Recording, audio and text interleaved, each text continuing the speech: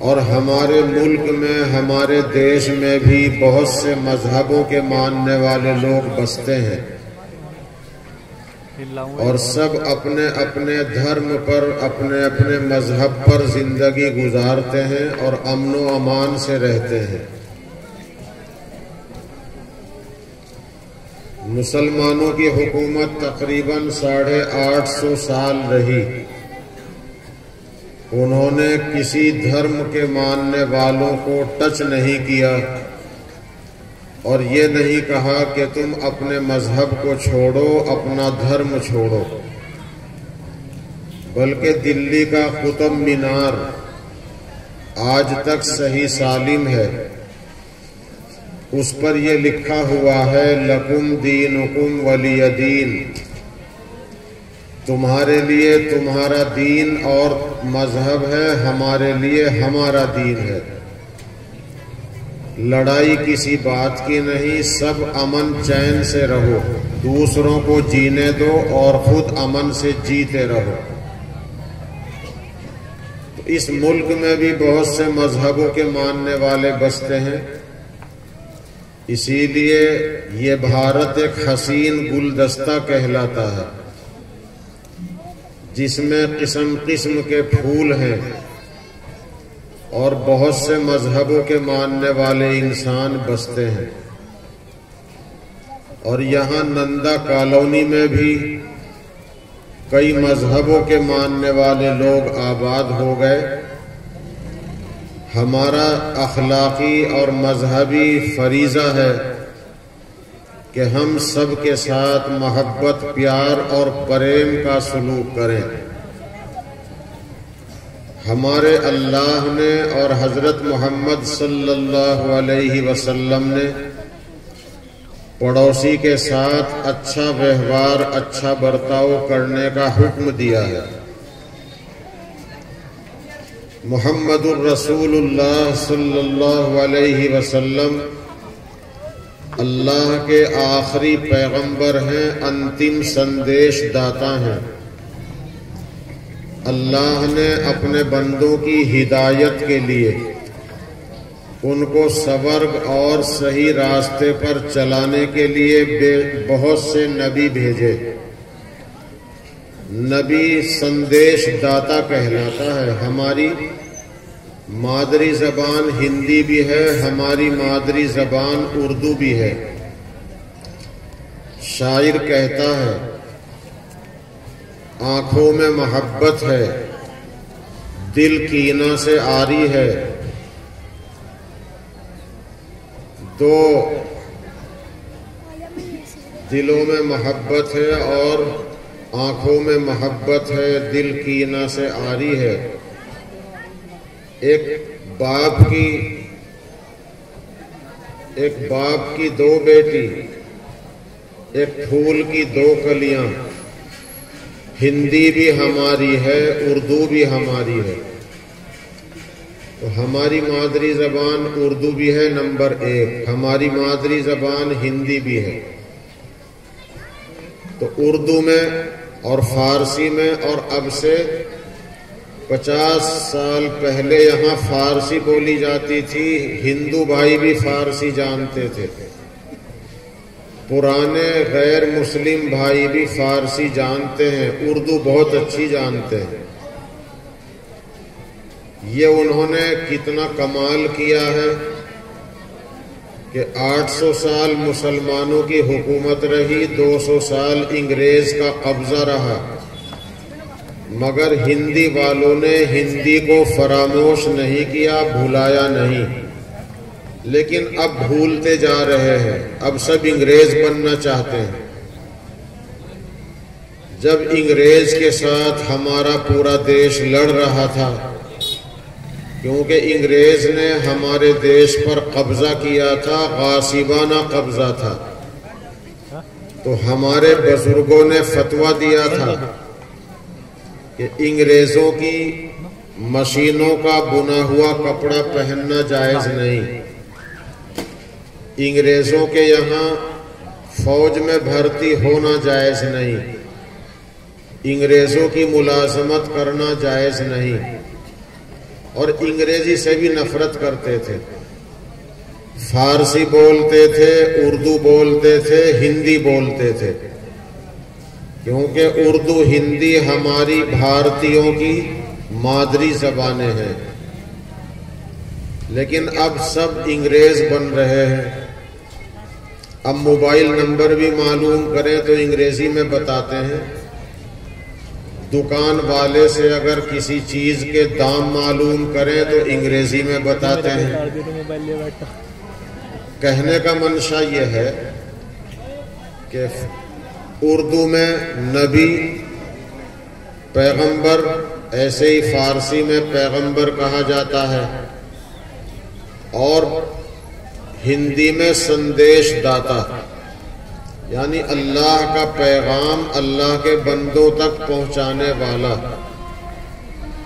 حضرت مولانا محمد عرفان صاحب مبلغ دارالعلوم دیوبند فرمایا کرتے ہیں کہ نبی اللہ اور اس کے بندوں کے درمیان ترجمان ہوتا ہے. اللہ سے باتوں کو سنتا ہے، اللہ کے بندوں کو بتاتا ہے. اس لیے اس کو سندیش داتا کہتے ہیں. ان میں آخری ہیں، انتم سندیش داتا ہیں محمد الرسول اللہ صلی اللہ علیہ وسلم. انہوں نے ساری دنیا کو امن کا، پریم کا، محبت کا، شانتی کا پیغام دیا ہے، بھائی چارے کی تلقین کی ہے. ان کے ساتھی جن کو صحابہ کہتے ہیں ان سے بڑی محبت رکھتے تھے. اتنی محبت رکھتے تھے کہ اس کی مثال دنیا میں نہیں ملتی. ایسا تو ہے کہ لوگ عقیدت میں اپنے دھرم گرو کے بدن پہ پانی ڈالتے ہیں، دودھ ڈالتے ہیں، اور بدن سے ٹپکنے والے دودھ کو، پانی کو تبرک سمجھتے ہیں. لیکن حضرت محمد صلی اللہ علیہ وسلم کے ساتھی، اس زمانے کے مسلمان جن کو صحابہ کہتے ہیں، وہ اپنے نبی سے اتنی محبت رکھتے تھے کہ اگر نبی اکرم صلی اللہ علیہ وسلم کبھی تھوکنا چاہتے اور وہاں کوئی صحابی موجود ہوتا تو صحابی ان کے تھوک کو اپنے ہاتھ پر لیتے تھے اور چہروں پہ ملتے تھے. اس لیے کہ تھوک تو کسی بھی انسان کا ناپاک نہیں، اسی لیے ہر انسان کا جھوٹا بھی پاک ہے. کسی بھی مذہب کا ماننے والا ہو، چھوٹا ہو یا بڑا، مرد ہو یا عورت، ہر آدمی کا جھوٹا پاک ہے.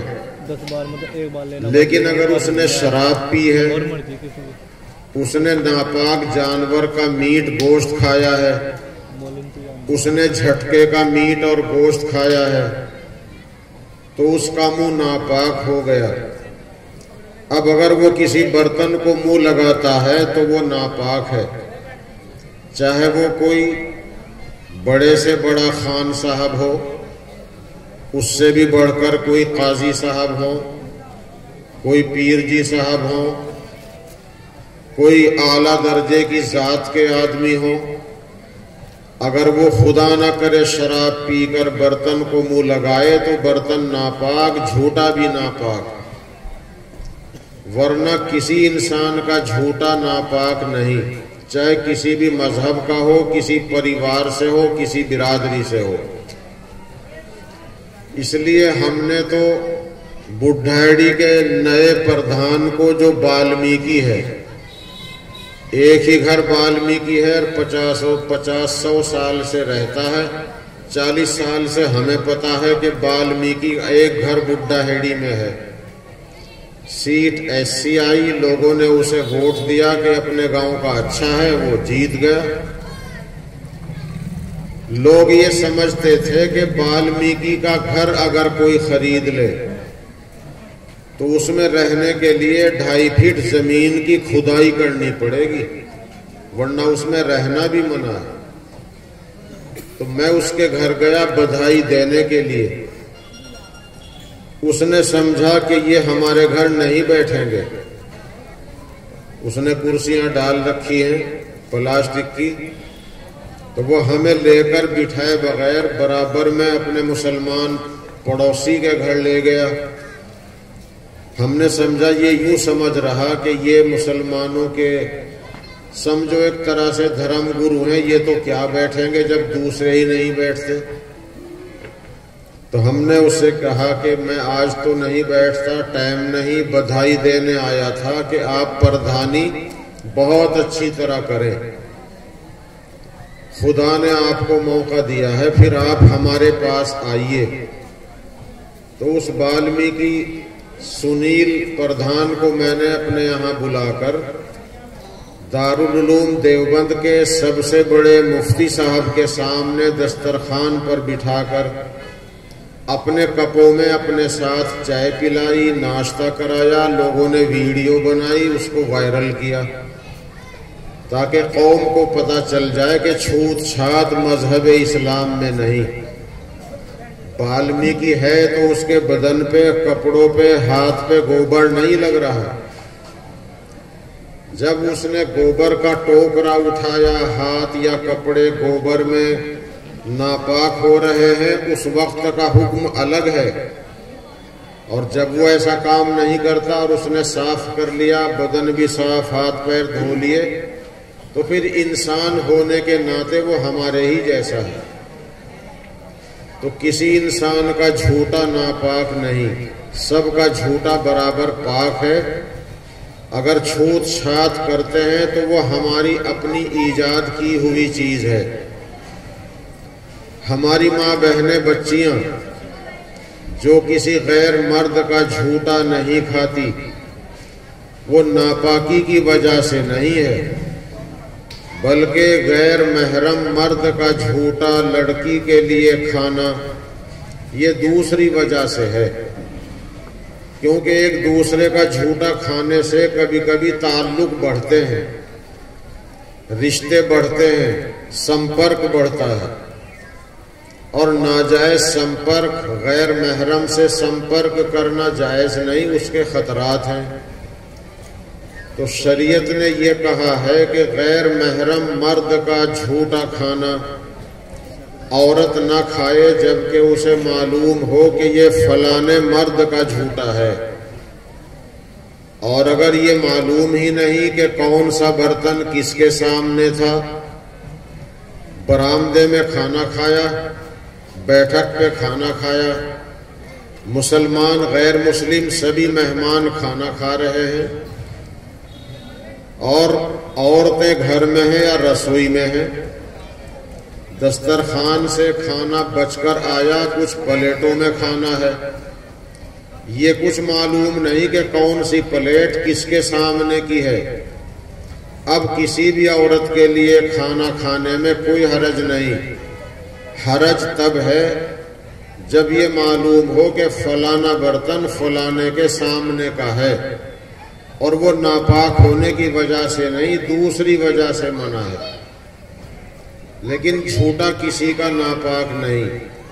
تو محمد الرسول اللہ صلی اللہ علیہ وسلم وہ تو اللہ کے محبوب تھے، وہ تو انسان ہونے کے ساتھ ساتھ نور بھی تھے، وہ نورانی بشر تھے، وہ انسان بھی تھے، نور بھی تھے۔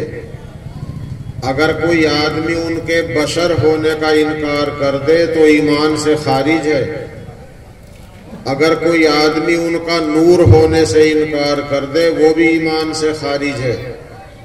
اس لیے علماء دیوبند یہ عقیدہ رکھتے ہیں کہ حضرت محمد صلی اللہ علیہ وسلم نورانی بشر تھے، نور بھی تھے، بشر بھی تھے۔ تو ان کا تھوک صحابہ ہاتھ پہ لیتے تھے، چہرے پہ ملتے تھے، اور اس میں تو اللہ نے بڑی شفا رکھی تھی۔ حضرت ابو بکر کے پیر کے انگوٹھے میں سانپ نے کاٹا، جب حضور پاک صلی اللہ علیہ وسلم کو لے کر چلے مدینے کے لیے، غار ثور میں گئے، آپ کو باہر کھڑا کر کے کہہ دیا میں اندر صفائی کر دوں، ابھی اس میں کچھ وقت چھپنا پڑے گا، دشمن پیچھے ہے۔ غار میں گئے، پہاڑ کی کھو کے اندر گئے، چادر پھاڑ پھاڑ کے سوراخ بند کر دیے، صفائی سی کر دی، ایک سوراخ رہ گیا۔ حضور صلی اللہ علیہ وسلم کو اندر لے گئے، کہا آرام کیجئے، میں بیٹھا ہوں، آپ لیٹیے۔ آپ نے اپنا سر ابو بکر کی ران پہ رکھ لیا، وہ جو ایک سوراخ رہ گیا تھا وہاں پیر رکھ لیا، پیر کا انگوٹھا، کوئی جانور نکل کے تکلیف نہ دے دے۔ اس میں وہ سانپ تھا، جن، جس نے حضرت سلیمان سے فرمائش کی تھی کہ میں آخری انتم سندیش داتا، میں حضرت محمد صاحب کا دیدار کرنا چاہتا ہوں۔ حضرت سلیمان نے کہا کہ اگر تو اپنی حیثیت میں رہے گا تو ان کا دیدار مشکل ہے، وہ تو قیامت کے قریب آئیں گے، تجھے سانپ بنا دیا جائے، سانپ کی عمر لمبی ہوتی ہے۔ اللہ کے حکم سے وہ سانپ بن گیا۔ وہ سانپ اس غار میں چھپا ہوا تھا، اسے پتہ دیا گیا تھا اللہ کی طرف سے کہ نبی، آخری نبی مکے سے مدینہ جائیں گے اور یہاں اس غار میں ٹھہریں گے۔ کتنی صدیوں کی مدت پوری، کتنی صدیوں کی آرزو پوری ہونی تھی۔ اب ابو بکر کا پیر سوراخ پہ رکھا تو اس سانپ نے ڈنک مارا۔ حضرت ابو بکر کو برداشت نہ ہوا مگر پیر نہیں ہلنے دیا، کبھی حضور کی آنکھ کھل جائے۔ آنسو نکل پڑے، ٹپ ٹپ گرے حضور کے چہرے پر، تب حضور کی آنکھ کھلی۔ معلوم کیا ابو بکر کیا ہوا کہ کسی چیز نے کاٹ لیا۔ نبی نے اپنا تھوک لے کر ان کے انگوٹھے پہ لگا دیا، بالکل آرام۔ حضرت علی رضی اللہ تعالیٰ عنہ کی آنکھیں دکھنی آ رہی تھی۔ خیبر کی لڑائی کا دن تھا، ہفتہ بھر ہو گیا، جیت نہیں ہوئی۔ شام کے وقت حضور پاک صلی اللہ علیہ وسلم نے فرمایا کہ کل کو جھنڈا ایسے آدمی کے ہاتھ میں دوں گا کہ اللہ بھی اسے چاہتا ہے، وہ بھی اللہ کو چاہتا ہے۔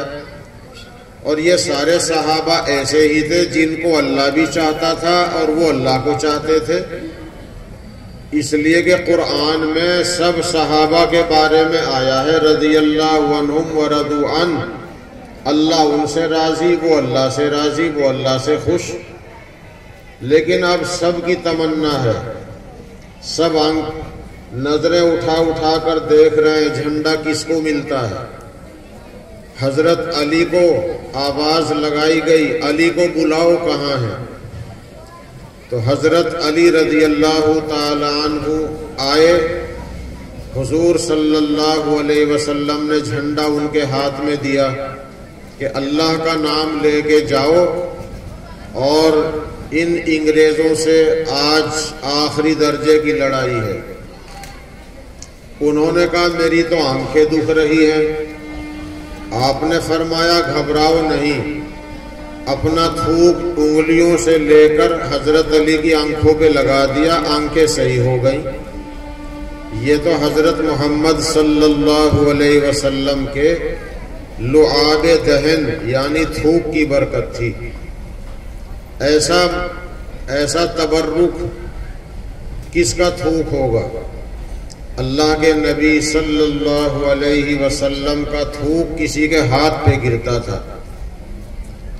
تو آپ جب نماز کے لیے وضو کرتے تھے تو صحابہ محبت کی وجہ سے ہاتھ، پیر، چہرے کا دھون اپنے ہاتھوں میں لیتے تھے، آپا دھاپی پڑھتے تھے، جیسے ہم کسی عالم سے مصافحہ کرنے میں آپا دھاپی کرتے ہیں، قبر پر مٹی ڈالنے میں آپا دھاپی کرتے ہیں، بغیر گھسم گھسا کے، گویا ہمیں ثواب ہی نہیں ملتا۔ تو رسول اللہ صلی اللہ علیہ وسلم وضو کر رہے ہیں، ان کے پیروں کا دھون، چہرے کا، ہاتھوں کا دھون صحابہ لے رہے ہیں، چہروں پہ مل رہے ہیں۔ رسول پاک صلی اللہ علیہ وسلم نے معلوم کیا کہ تمہیں اس چیز پر کون سی چیز آمادہ کر رہی ہے، تم ایسا کیوں کر رہے ہو؟ انہوں نے کہا حب اللہ و حب رسولہ یحملنا علیہ، حب اللہ و حب رسولہ، ہمیں اس کام کے کرنے پر اللہ اور اس کے رسول کی محبت آمادہ کر رہی ہے، ہم آپ کے ہاتھ پیر کا دھون آپ کی محبت میں لے رہے ہیں اور اللہ کی محبت میں۔ تو آپ نے فرمایا دیکھو اگر مجھ سے محبت رکھتے ہو اور اللہ سے محبت رکھتے ہو، ٹھیک ہے تم میری محبت میں کر رہے ہو، لیکن میری محبت میں صرف اتنا ہی کرنا کافی نہیں، تمہیں کچھ اور بھی کرنا پڑے گا۔ تمہیں یہ کرنا پڑے گا کہ تمہیں دنیا میں رہنا ہے، سماج میں رہنا ہے، تمہیں سماج میں اچھا آدمی بن کے رہنا ہے، تمہیں نندا کالونی میں بسنا ہے، تمہیں قرب و جوار میں رہنا ہے، تو تمہیں اچھا انسان بن کے رہنا ہے۔ نبی نے 3 نصیحتیں فرمائی۔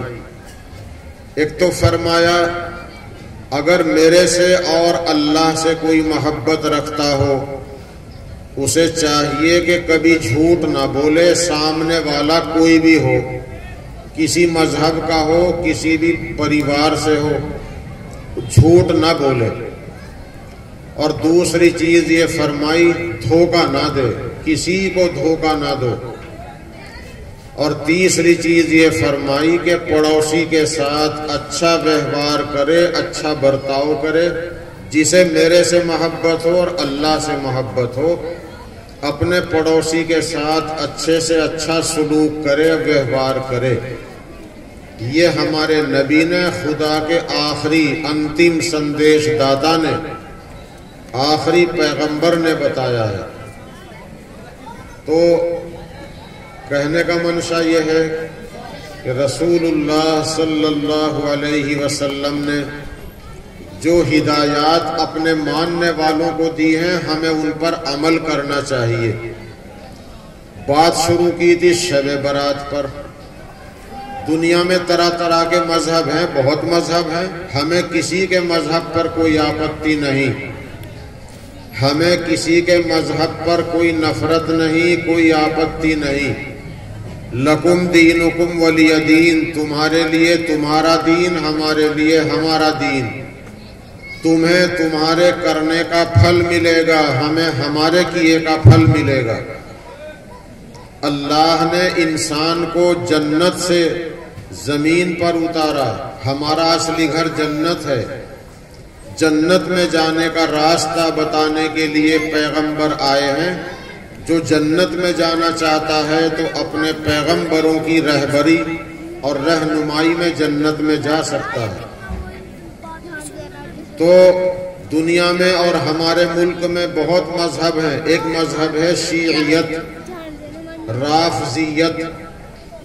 آپ اس کو اپنے ساتھ نہیں جوڑ سکتے، اس لیے کہ آپ کی اذان الگ ہے، بریلوی اور دیوبندیوں کی اذان الگ ہے اور 5 ٹائم ہوتی ہے، اور شیعہ حضرات کی اذان الگ ہے، طریقہ بھی الگ ہے اور 3 ٹائم ہوتی ہے۔ اشہد ان، پہلے تو اللہ اکبر 4 سانس میں 4 مرتبہ کہتے ہیں۔ آپ کہتے ہیں اللہ اکبر اللہ اکبر، ایک سانس میں 2 کلمے ہوئے، وہ کہتے ہیں اللہ اکبر الگ ایک سانس میں 4 مرتبہ اللہ اکبر کہتے ہیں۔ پھر اشہد ان من المؤمنین امام المتقین علی ولی اللہ و وصی رسول اللہ و خلیفتہ بلا فصل، یہ بھی اذان میں کہتے ہیں۔ پھر حی علی الفلاح کے بعد حی علی خیر العمل کہتے ہیں 2 مرتبہ۔ پھر اللہ اکبر 2 مرتبہ کہتے ہیں 2 سانس میں، اور لا الہ الا اللہ 2 دفعہ کہتے ہیں 2 سانس میں۔ اور فجر کی اذان میں الصلاۃ خیر من النوم نہیں کہتے، اور اذان 3 ٹائم پڑھتے ہیں۔ بریلوی اور دیوبندی 5 ٹائم پڑھتے ہیں۔